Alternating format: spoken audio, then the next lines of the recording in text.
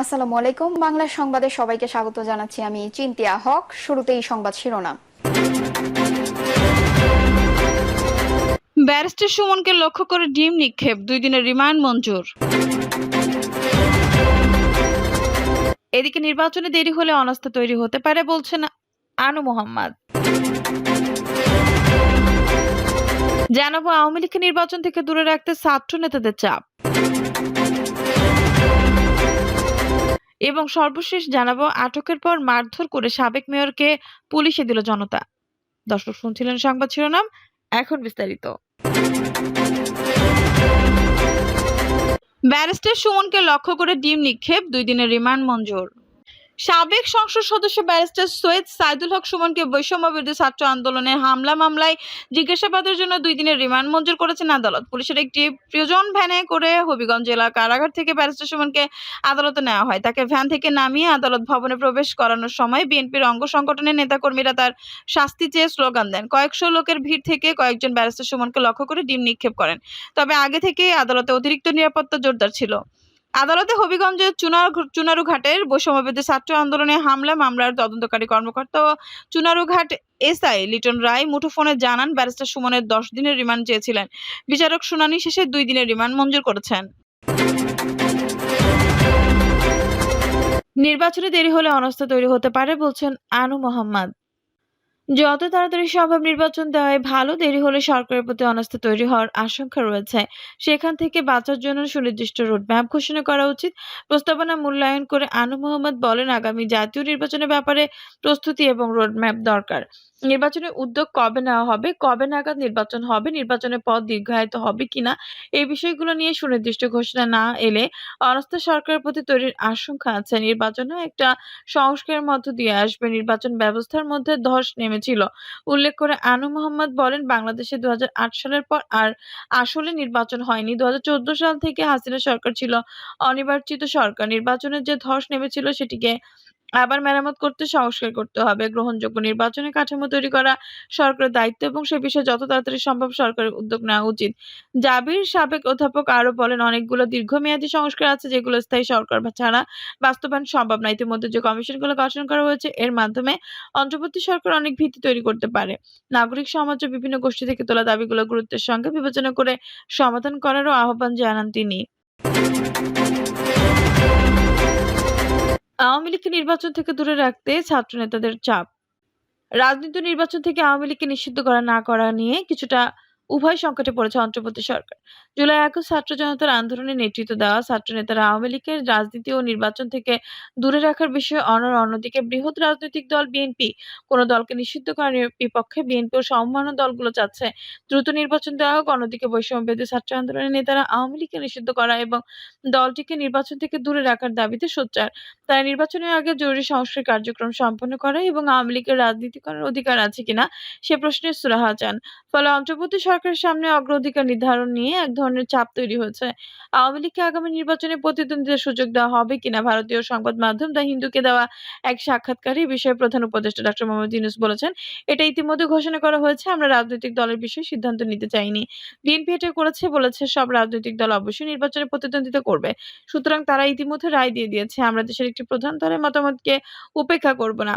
গত সোমবার প্রধান উপদেষ্টার এই সাক্ষাৎকার প্রকাশিত হওয়ার পর আওয়ামী লীগকে নিষিদ্ধ করার বিষয়টি আবার আলোচনায় এসেছে। এই ক্ষেত্রে বিএনপি একটা বাধা।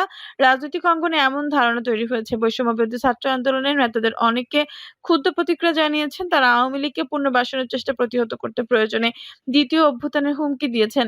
ছাত্র জনতার অভ্যুত্থানে 5 আগস্ট শেখ হাসিনা সরকারের পতন এবং অন্তর্বর্তী সরকার গঠনের পর থেকে ছাত্র নেতাদের আওয়ামী লীগকে নিষিদ্ধ করার পক্ষে জোরালো অবস্থান ব্যক্ত করে আসছেন। এরই মধ্যে গত 23 অক্টোবর আওয়ামী লীগ ছাত্র সংগঠন ছাত্রলীগকে নিষিদ্ধ ঘোষণা করেছে। সরকার 15 বছর ধরে শেখ হাসিনা পদত্যাগ ও সুষ্ঠু নির্বাচনের দাবিতে মাঠে আওয়ামী লীগের বিরোধিতা করে এসেছে।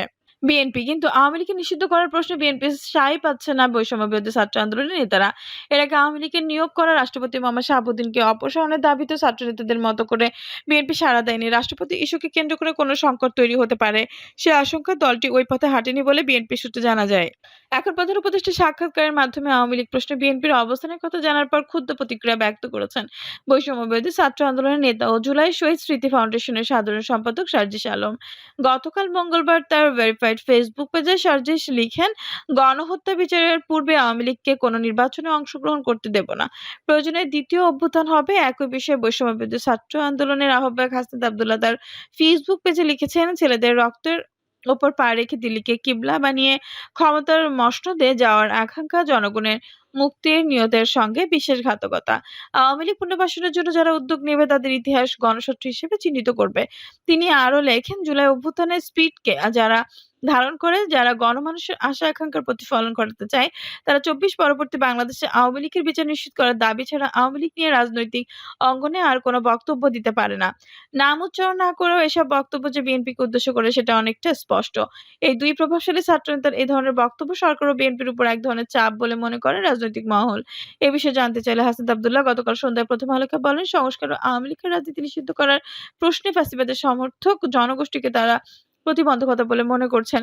তিনি বলেন, গত ১৬ বছরে বিএনপি সবচেয়ে বেশি নির্যাতিত হয়েছে। সেই জায়গা থেকে আমরা প্রত্যাশা করি সংস্কারের ফ্যাসিবাদ বিলোপের চলমান যাত্রায়ও বিএনপি গুরুত্বপূর্ণ ভূমিকা পালন করবে। হাসনাত আব্দুল্লাহ আরো বলেন, বিএনপির কাছে মানুষের প্রত্যাশা অনেক বেশি। সেই প্রত্যাশা ও বিএনপির বর্তমান কার্যক্রমের মধ্যে ঘাটতি রয়েছে বলে যদি মানুষ মনে করে তা মনে করতেই পারে। আমরা চাই বিএনপির ফ্যাসিবাদ বিরোধী যে আপোষহীন মনোভাব ছিল সেই মনোভাবটাই তারা অব্যাহত রাখবে। অন্তর্বর্তী সরকার সংস্কার কার্যক্রম শেষ করে নির্বাচন দিতে চায়।